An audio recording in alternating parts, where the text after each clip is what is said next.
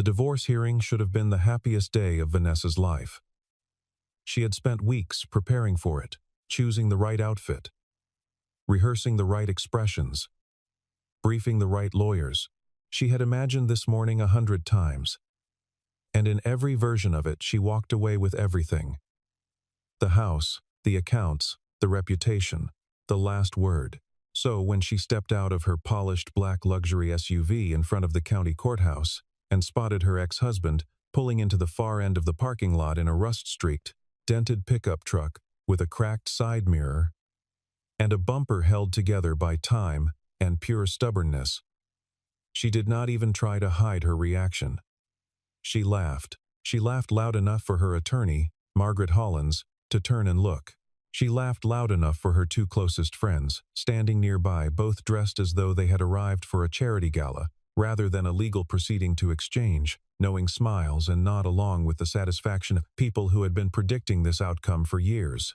That, Vanessa said, gesturing toward the truck with the casual cruelty of someone who believed she had already won, is what happens when you spend your whole life pretending to be more than you are.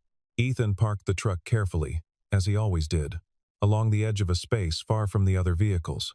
He climbed out slowly, wearing dark slacks and a plain button-down shirt. No tie. No watch on his wrist worth mentioning to anyone who passed. He carried a single manila folder under one arm. He did not rush. He did not look over at the group watching him. He simply walked toward the courthouse entrance with the unhurried pace of a man who had nowhere more important to be, and yet somehow gave the impression that he was managing a schedule that no one else in the parking lot could fully comprehend. A few reporters gathered near the courthouse steps tipped off that this hearing involved a business dispute with significant financial stakes, glanced at him, and then glanced away, unimpressed. One of Vanessa's friends leaned close to Margaret and whispered something. Margaret smiled thinly. Everyone in that parking lot, in that moment, had already made up their minds about Ethan Cole. They had decided what he was. They had categorized him, discounted him, and moved on to more interesting subjects. Everyone except Ethan himself. He paused near the courthouse steps, reached into his jacket pocket, and checked his watch, a simple analog piece, the kind a man buys once and wears until it becomes something personal rather than decorative. And then he did something no one quite registered in real time, but would remember very clearly later.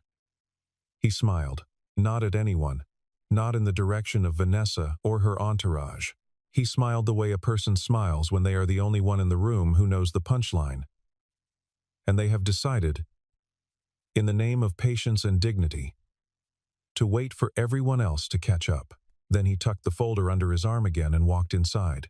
Vanessa watched him go and felt nothing but confirmation. She was absolutely certain. Today was her day. There had been a time, not so many years ago, when Vanessa Carlton had looked at Ethan Cole and seen something entirely different. She had seen possibility. She had seen a man who woke before sunrise and fell asleep at his desk and argued with himself in low murmurs over problems that no one had asked him to solve.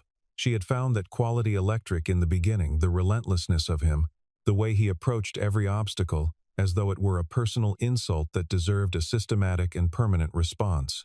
They had met at a regional business conference in the summer, nearly 9 years before the courthouse morning, when Ethan was running a small consulting firm out of a 2-room office, and Vanessa was working in marketing for a mid-sized firm that her father had partially financed. She had been drawn to him not for what he had, which was modest at that point, but for the quality of his attention. When Ethan Cole listened to someone speak, he listened the way most people read a contract, as if every word might matter later, as if context and implication deserved the same respect as plain fact. Vanessa had never been listened to that way before, and she had mistaken the experience for love, which in some ways it was, and in other ways it was something more fragile than she understood. They married 18 months after that first conference. The wedding was small and clean, in a rented garden on the edge of the city, and Vanessa wore a dress she had found in a vintage shop on a Saturday afternoon when Ethan was working, and she had needed something to do with her hands. The dress cost less than $200, and she had not told her mother that. In the photographs from that afternoon, She was smiling in the unguarded way that people only smile when they are not thinking about how they look. Ethan stood beside her with his hand resting lightly at her waist, already planning, even then, the next chapter of something only he could fully see. The early years were lean but purposeful. They lived in a 2-bedroom apartment on the 3rd floor of a building where the elevator worked 3 days out of 5. They drove used cars. They ate at home most nights, and saved carefully, and reinvested everything that could be reinvested. Vanessa worked and contributed and believed, during those years, that she understood the life she had chosen. She believed it until the life she had chosen began to succeed. And then the life she had imagined began to seem like not quite enough. Those early years had their own quiet dignity. Ethan would come home from the office late, sometimes past 10 or 11 at night, and he would find Vanessa at the kitchen table with a glass of wine and a book. And there was something right about those evenings, something that fit the shared smallness of it, the sense of 2 people building something together from the bottom up with no guarantee it would ever be more than what it was at that moment. They had arguments, as all couples do, mostly about time, which was the thing in shortest supply, and which Ethan invested with the same stubborn focus he brought to everything professional. Vanessa wanted more evenings, more weekends, more of his attention turned in her direction rather than outward toward the perpetual horizon of the next project, the next contract, the next iteration of a solution to a problem that, as far as she could see, had not yet found its market. And Ethan, who was not an emotionally absent man but was genuinely and completely absorbed in what he was building, understood this as something to be addressed later. Once the foundation was solid enough, once the uncertainty of the early phase resolved into the reliability of growth, he intended to give her more. He intended to give her everything, eventually. He simply needed a little more time, and time was the one thing that their marriage, as it turned out, was going to run out of first. It happened gradually, the way most important changes do, in increments so small, they are invisible until suddenly they are not. Ethan's consulting work evolved steadily. He brought in a partner named Daniel Marsh, a quiet and precise man with a background in software architecture and a reputation in technical circles that was larger than his public profile suggested, and the 2 of them began pursuing a project that Ethan described in general terms as a platform solution for enterprise logistics optimization, which Vanessa understood to mean technology, and which she privately suspected meant years of additional sacrifice for a reward that might never fully arrive. She was patient in the first year of that project. She was patient, though increasingly restless, in the second. By the 3rd year, Vanessa had begun spending more time with a circle of acquaintances whose relationship to money was entirely different from Ethan's. These were people who had inherited wealth, or married it, or acquired it through the kind of deal-making that produced results quickly and visibly. And in their company, Vanessa began to feel a slow and corrosive comparison forming in the back of her mind between the life she had and the life that seemed available, just beyond the edge of where she currently stood. She was not a cruel woman by nature. She was simply a woman who had decided, somewhere in the quiet hours of her discontent, that she deserved more, and had not yet fully examined what that belief was going to cost the person standing closest to her. The man who accelerated that shift was named Harrison Burke. He was 41, recently divorced himself, and ran a real estate investment portfolio that generated the kind of income which expressed itself in penthouse addresses and box seats in restaurants, where the menu carried no prices because the clientele was not meant to concern itself with such details. Vanessa met him at a rooftop event hosted by a mutual friend on a warm evening in September, and Harrison Burke treated her with the kind of elaborate and expensive attention that she had been quietly starving for without fully admitting it to herself. He was charming, in the way that certain wealthy men learn to be charming efficiently and with the right calibration for the audience, and Vanessa found herself returning to his company again and again over the following months, each time with a slightly more elaborate explanation for Ethan about where she had been and who she had been with. Ethan was working late most nights. He was in the middle of something critical, something that required the full measure of his concentration, and so the explanations Vanessa offered were accepted with a distracted nod and a trust that she had not yet decided she wanted to break, but was already in the process of breaking. The parties became a fixture, and then a routine, and then something that Vanessa no longer felt the need to explain or justify even to herself. She learned to navigate that world with the adaptive intelligence of someone who understands what is required of her and provides it efficiently. She learned which topics generated the right kind of attention, which opinions tracked with the room, which version of herself landed best among people who valued a certain kind of poise and a certain kind of backstory.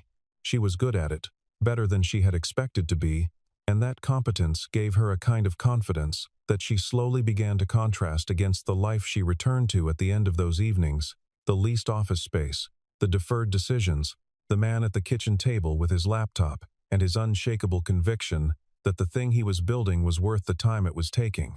Vanessa began to feel, with increasing intensity, that she was caught between two versions of a life, and that the version she was returning home to was falling further and further behind. Her friends, two women named Claire and Simone, who had been circling the edges of the wealthy social world long enough to develop strong opinions about it, encouraged her with the enthusiasm of people who had something to gain from her unhappiness. Claire told her repeatedly that Ethan would never reach the level she needed. Simone was more direct. She said that Vanessa was wasting what she had, meaning her looks, her intelligence, her potential for a different and more impressive life, on a man who was always on the verge of something that never quite materialized. What neither Claire nor Simone understood, what Vanessa herself did not understand, was that the thing Ethan was on the verge of had, in fact, already arrived. He had simply chosen not to tell anyone yet. Not even his wife.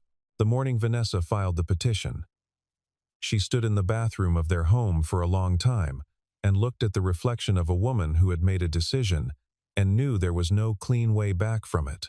She told herself she was being practical.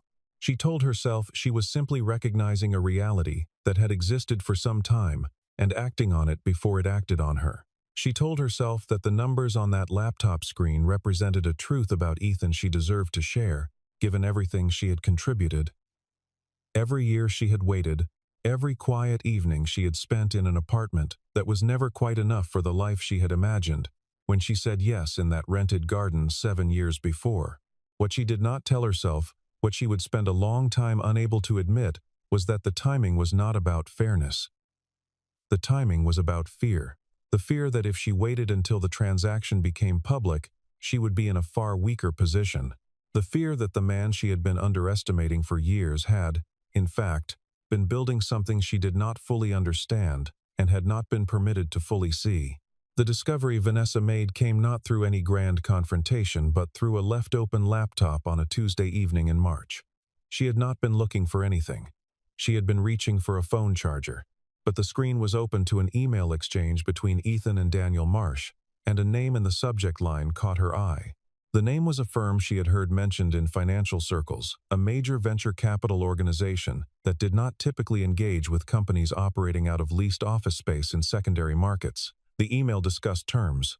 It used numbers that Vanessa initially read as formatting errors, as misplaced decimal points, because the actual figures attached to them were so far outside the range of what she had assumed their situation to be, that her brain declined to process them correctly on the first pass. She read the email 3 times.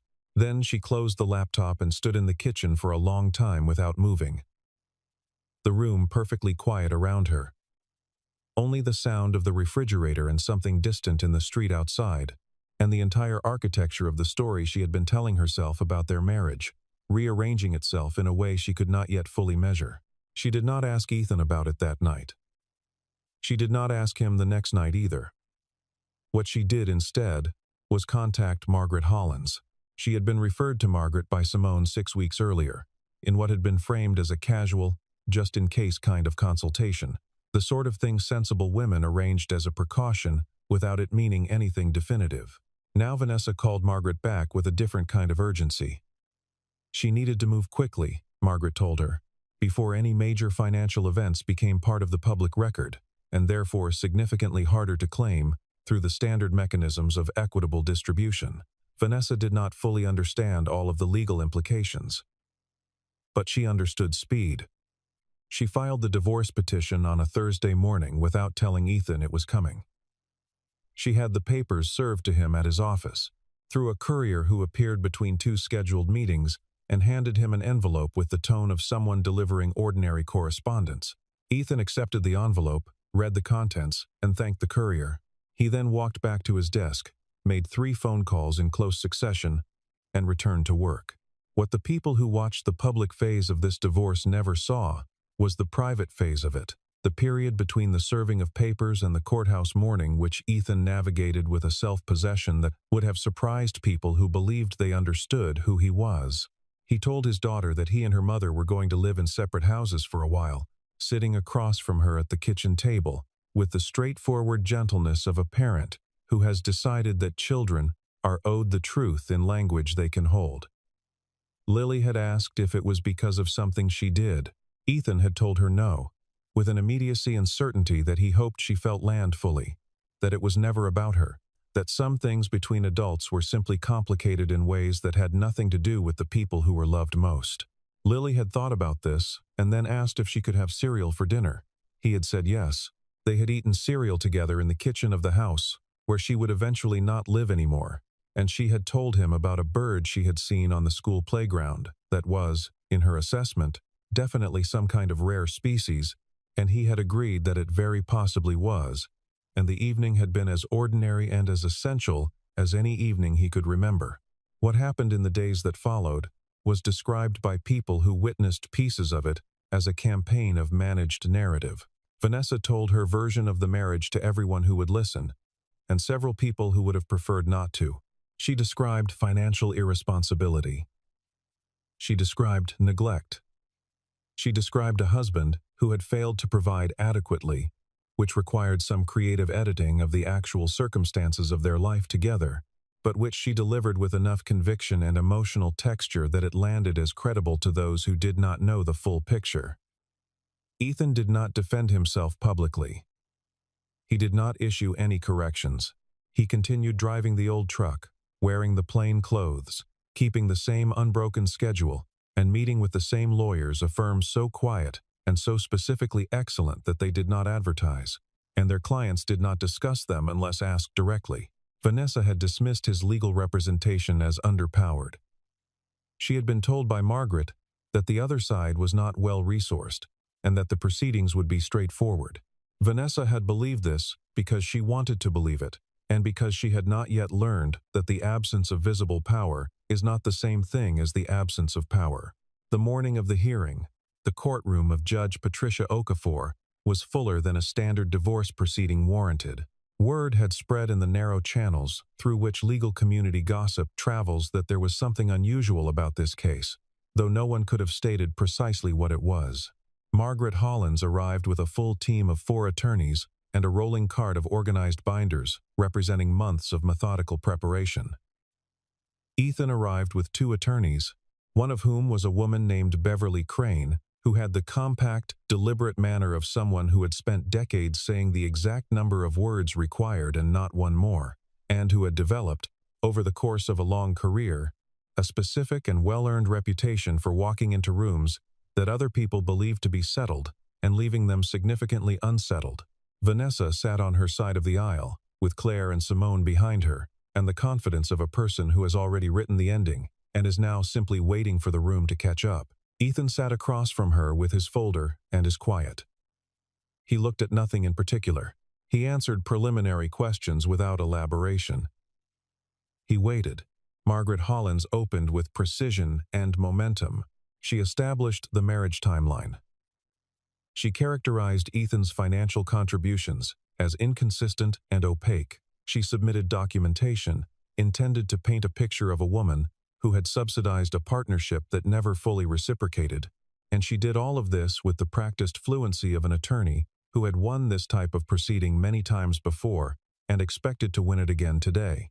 Several people in the gallery shifted in their seats with the settled satisfaction of those who believe they are watching something inevitable unfold on schedule. Vanessa allowed herself one measured glance at Ethan during the opening arguments and felt a small electric surge of triumph at his continued stillness. He was not objecting. He was not reacting. He was giving her exactly what she had expected him to give, which was nothing.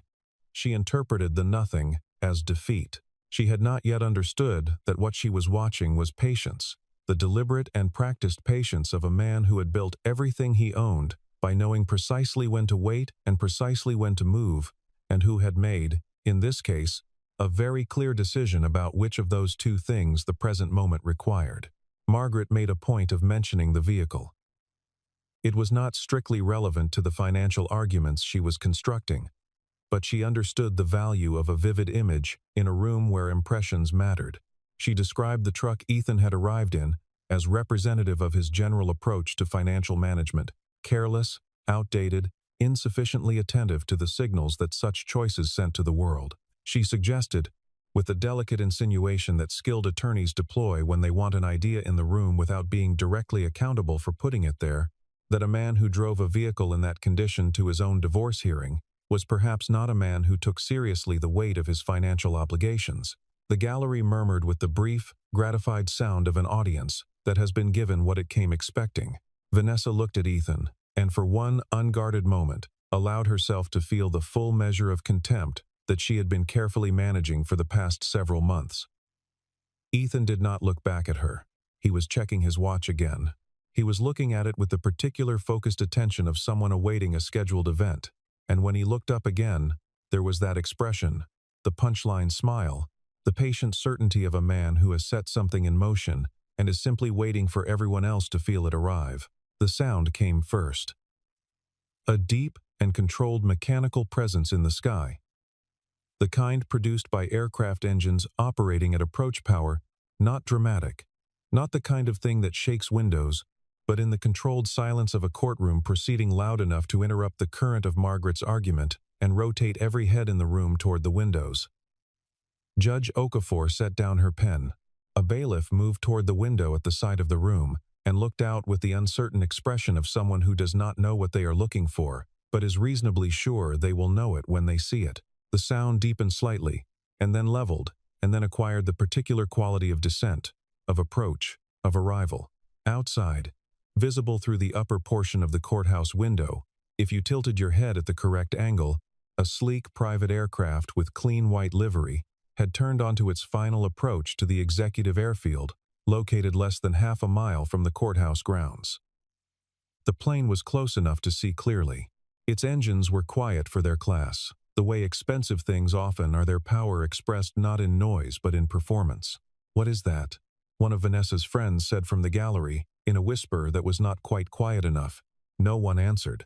But the answer was on its way. The aircraft touched down with the unhurried precision of something operated by people who were very good at their work and had no reason to rush. It taxied quickly to the private terminal, the engine cycling down to ground idle. Within 4 minutes of its landing, a man in a dark suit emerged from the terminal building at a pace that was purposeful and direct. He crossed the access road, checked something on his phone without breaking stride, and continued toward the courthouse entrance. He reached the building in under 3 minutes. The courtroom doors opened. Every head turned. The man was young, early 30s, and he scanned the room with the focused efficiency of someone who had been given one task and intended to complete it cleanly. His eyes found Ethan in less than 5 seconds. "Mr. Cole," he said. The room fell into a silence so complete that the ventilation system in the ceiling became briefly, incongruously audible. "They're ready when you are," the man continued, stepping forward and extending a sealed portfolio case with both hands. "Mr. Marsh said to tell you the signature window opens in 22 minutes. Ethan accepted the case without any visible change in his expression. He did not stand up immediately. He set the case on the table in front of him, unfastened the clasp with practiced ease, and examined the top document. He read it with the same focused calm he brought to everything, moving his eyes line by line down the page the way a man reads something important for the last time before it becomes permanent and unrevocable. Then he placed the document face down, looked at Beverly Crane, who gave a single brief nod of the kind that contains a great deal of compressed information, and then looked at Judge Okafor, who had set down her pen and was watching him with the expression of a person who has managed unexpected developments before and is already adjusting her mental model of the proceeding. He looked, finally, at Vanessa. She was staring at him. The composure she had maintained through the entire morning was still in place on the surface, but it had changed in quality, the way a wall that still stands can nevertheless show in its surface the complete record of everything that has struck it. Her eyes moved from Ethan to the portfolio case to the man in the dark suit and back to Ethan, and some previous calculation behind those eyes was visibly in the process of being revised. She had spent months constructing a version of events in which she held the dominant position, in which the man in the plain shirt was the diminished party, in which her lawyers and her friends and the courtroom gallery would confirm, through their collective weight, that she had been right about everything. She was experiencing, in real time, the specific and irreversible sensation of that construction being questioned from the ground floor up. Beverly Crane rose from her seat with the unhurried authority of someone who has been waiting for precisely this moment and prepared for it with comprehensive thoroughness. She submitted 4 documents to the clerk and addressed the court in a clear, measured voice that carried to every corner of the room without appearing to try. The documents, she explained, reflected the completed acquisition agreement between Ethan Cole's firm, Meridian Systems, and a consortium of institutional investors led by a private equity group headquartered in New York. The transaction, finalized 2 days prior, placed Meridian Systems at a valuation of $4.7 billion. Ethan Cole's personal stake in the company, held through a holding structure that had been in place and fully documented for 6 years before the marriage began to deteriorate, before the first consultation with Margaret Hollins, before any of the events that had brought everyone to this room today, represented a 31% equity position. The partial sale of that stake, completed the previous evening, had generated proceeds that Beverly Crane stated aloud in a tone that was perfectly flat and completely informational, and landed in the room like something dropped from a very considerable height onto very hard floor. Margaret Hollins did not move for 3 full seconds. Then she looked down at her binders with the expression of someone checking a map and finding that the road they have been driving confidently does not, in fact, exist. Then she looked at Vanessa. Vanessa was not looking at her. Vanessa was looking at Ethan.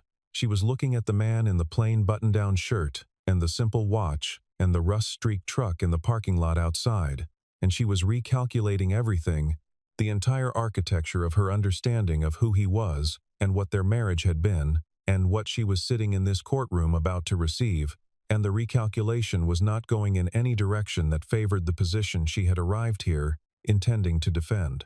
Beverly Crane continued. She introduced a second set of documents. These were communications, time-stamped and forensically authenticated, retrieved from accounts associated with Vanessa Carlton Cole. The communications showed, in language that required absolutely no interpretation, a coordinated effort between Vanessa, Harrison Burke, and a third-party legal consultant to accelerate the divorce filing, specifically in advance of the Meridian Systems transaction becoming part of the public record. The communications referenced the laptop email Vanessa had read in March. They referenced a specific legal strategy for claiming marital interest in the company's accumulated valuation, despite the company having been incorporated, funded, and developed almost entirely through Ethan's professional relationships, intellectual contributions, and premarital capital reserves. One message, sent from Vanessa's personal account to Harrison Burke at 11:43 on a Tuesday night, approximately 3 weeks before the petition was filed, conveyed, in its essential substance, that if things moved fast enough, she would clear enough to not need to worry about anything for a very long time. The court was given a moment to allow the implications to settle. Vanessa's face had gone a specific shade of pale that is different from ordinary paleness, the kind that comes not from cold or fatigue, but from the particular internal experience of watching something you believe to be private become public in front of an audience that includes a sitting judge. Her hands were folded on the table in front of her, and they were folded with excessive precision, with the overly controlled stillness of someone concentrating very hard on keeping one external thing in order, while everything internal refuses to cooperate. Margaret had leaned close and was speaking in a rapid, low voice. But whatever Margaret was saying did not appear to be reaching Vanessa in any functional way. Vanessa was watching Ethan, and Ethan, for perhaps the first time that morning, allowed himself to look back at her. Not with anger, not with satisfaction, but with the quietly exhausted expression of a man who had loved someone, lost that love, and had now arrived at the far shore of the experience, where everything was finally, irreversibly clear. Judge Okafor called a brief recess.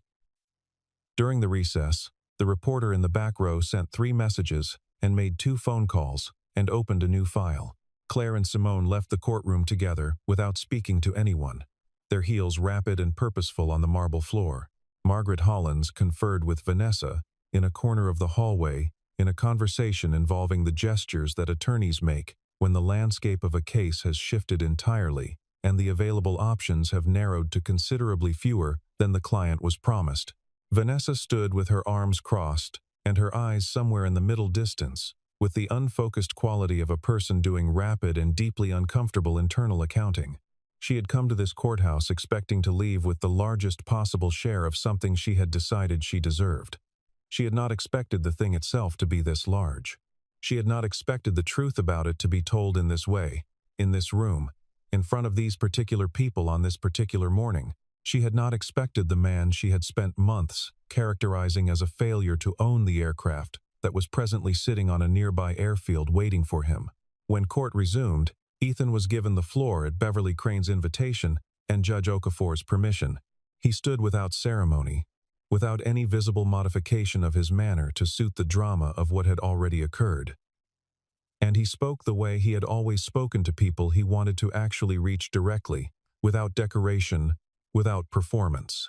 He said that he had not driven the truck to the courthouse that morning as any kind of statement. He said he drove it because he had driven it the morning he signed the papers incorporating Meridian Systems, and the morning they closed their first major client contract, and the morning his daughter was born, and he intended to drive it for a long time to come, because some things deserve to be kept, not because they are valuable in any market sense, but because of what they represent in the private accounting of a life. He said he bore no particular anger. He said that marriage was something he had entered into with full intention, and that watching it deteriorate had been one of the genuinely painful experiences of his adult life, not because of what it cost him financially or professionally, those were recoverable, but because of the specific quality of the disillusionment, the recognition that the person he had trusted with the most private and unguarded version of himself had made a decision to treat that trust as a resource, as something to be managed and leveraged rather than honored. He said that the hardest thing about betrayal, in his experience, was not the act itself. The hardest thing was the revision. It required the going back through memory and understanding which moments were real and which were already something else by the time they were happening. That was the work that did not end quickly. That was the thing that stayed. He paused. The room was completely quiet in the way rooms become when something true is being said aloud by someone who is saying it not for effect but because it needs to be said, and today is the day it gets said. He said he wished Vanessa well. He said that was not sarcasm or performance, and he wanted it understood as neither. It was simply what he actually wished, that whatever life she arranged for herself going forward would be one that she was genuinely suited to, one that brought her something more durable than the things she had been pursuing. He said that his daughter deserved to be raised by parents who could be civil to one another, and that he intended to be civil, and that he hoped the same could be said of her in time. Then he sat down. The room remained quiet for several seconds after he finished. Judge Okafor looked at the documents before her before she spoke, and when she spoke it was in the careful, precise register of a person who has managed unexpected complexity over many years on the bench, and has developed the ability to identify, without ceremony, what a situation actually is and what the correct response to it must be. She noted for the record that the financial disclosures submitted by Beverly Crane's team would require detailed review before any final determination could be made regarding asset division. She noted that the communications submitted as exhibits raised questions about the intent underlying the filing timeline that would be directly relevant to her assessment of the petition's equitable merits. She noted that the court would reconvene in 3 weeks. Then she looked briefly at Vanessa with the expression of a woman who has no personal feelings in the matter but has arrived at very clear professional conclusions. And she rose, and the bailiff called the room to its feet, and the day's proceedings were over. The walk out of the courthouse took less time than the walk in but felt considerably longer. Margaret Hollins moved through the lobby with the slightly compressed velocity of someone managing a professional embarrassment of a magnitude she had not anticipated when she accepted the retainer. Vanessa walked beside her wearing the particular expression of someone who has not yet decided how to reframe what just happened, who is still somewhere in the middle distance between one narrative and another, mid-revision, the old story no longer usable, and the new one not yet built. Harrison Burke, reached by phone 40 minutes later in his penthouse, would have no comment and would not return subsequent calls. The gallery emptied slowly, the way audiences leave a theater after something unexpected, with the lingering gait of people not yet ready to finish processing what they witnessed. Conversations formed in clusters on the courthouse steps, and in the parking lot, and along the sidewalk outside, the kind of conversations that begin with, "Did you know?" and "I never would have thought," and which are ultimately less about the subject under discussion than about the pleasure of having been present for something that will be worth retelling. The reporter who had arrived expecting a minor story was already speaking to his editor on the phone, gesturing with one free hand in the way that journalists do when they are trying to convey urgency without sounding excitable. The story, as it would eventually appear, would carry a headline that no one in that parking lot that morning could have written. The photographs attached to it would show Ethan's old truck parked 3 rows from the courthouse entrance, unremarkable in every visible detail, which was precisely the point. Ethan walked out into the afternoon with Beverly Crane and his other attorney, a quiet and thoughtful man named Marcus Webb, and they discussed the timeline for the continued proceedings with the efficient practicality of people who have done this kind of work before and understand exactly what comes next. The man who had brought the portfolio case was waiting near the entrance, and Ethan thanked him and told him to inform the pilot there would be a 2-hour delay before departure. He walked his attorneys to their car, shook Beverly Crane's hand with the genuine warmth of someone expressing real gratitude rather than professional courtesy, and watched them drive away. The parking lot had thinned considerably. The luxury SUV was gone. The reporters were in their own vehicles, filing stories that would look very different from the ones they had arrived expecting to write. The courthouse steps had the quiet, slightly flattened quality that civic spaces acquire in the late afternoon when the day's particular human drama has run its course. The executive airfield across the road was still, the white aircraft waiting on the apron with its stairs lowered and its engines at idle, patient as everything Ethan had ever built. Outside the courthouse, in the narrow strip of late afternoon light that fell between the building's shadow and the open sky, Vanessa sat in the back of a car that was not her own.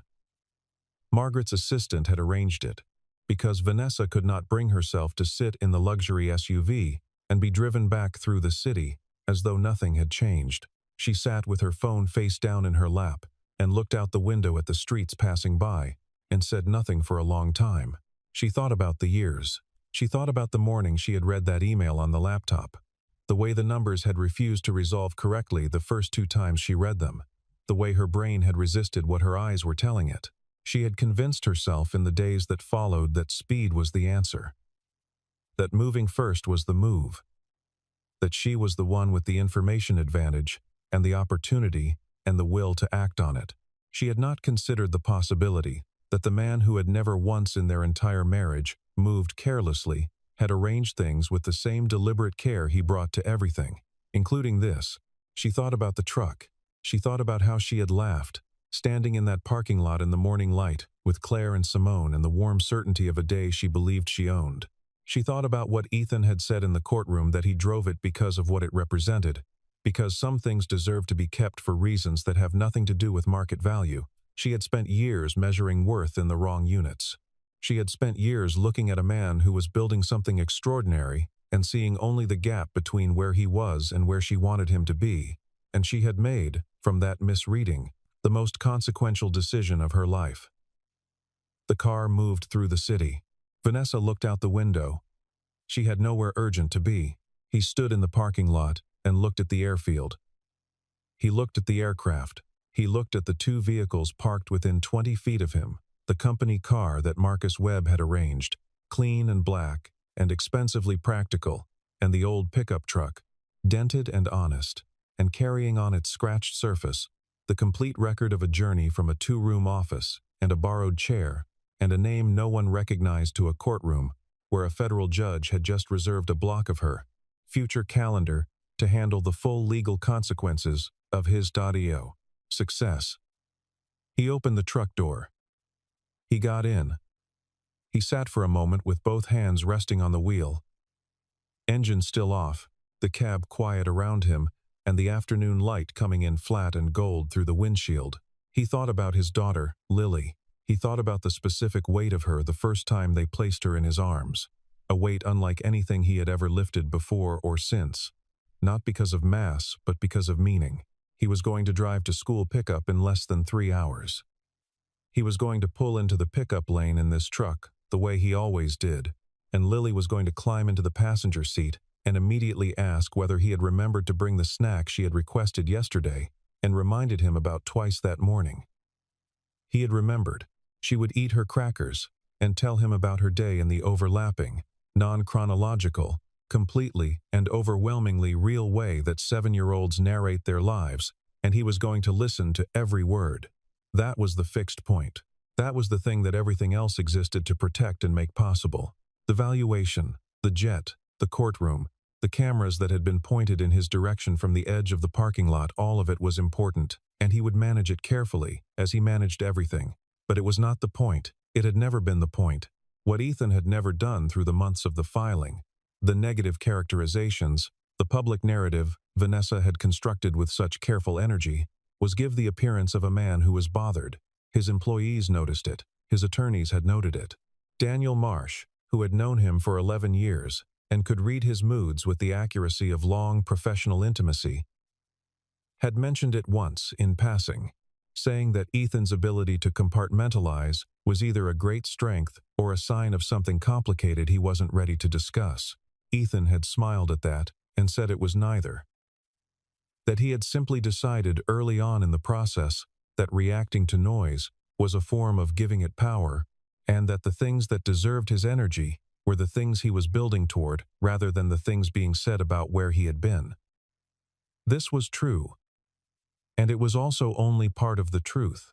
The other part was that Ethan had spent enough time alone with the reality of what his marriage had become to have moved through the hardest part of it before anyone else in the story had even arrived at the beginning of their own reckoning. He had been grieving in private for a long time.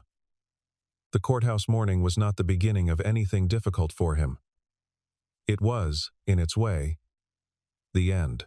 He thought about Daniel Marsh, who had called him the previous night after the transaction closed and said, in the clipped, understated way of a man who expressed genuine emotion by choosing his words with extra precision, that it had been worth every hour of it.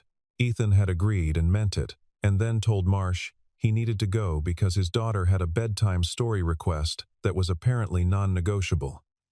Marsh had laughed and hung up. That had been a good phone call.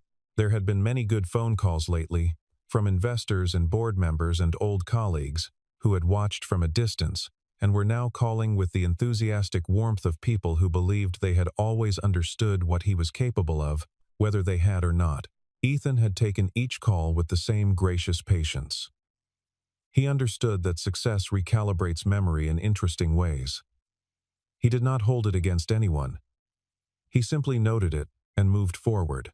He started the truck. The engine turned over with a sound that was not beautiful but was completely reliable, the sound of something maintained and valued not for how it appears but for what it does and what it has meant to the person who has driven it through the accumulated mornings of an entire life's work.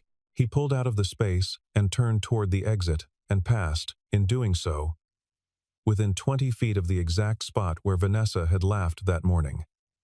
He did not stop. He did not look. He drove. 3 weeks later, when the court reconvened and Judge Okafor issued her determinations, the outcome would reflect the full weight of what had been presented. The communications would matter.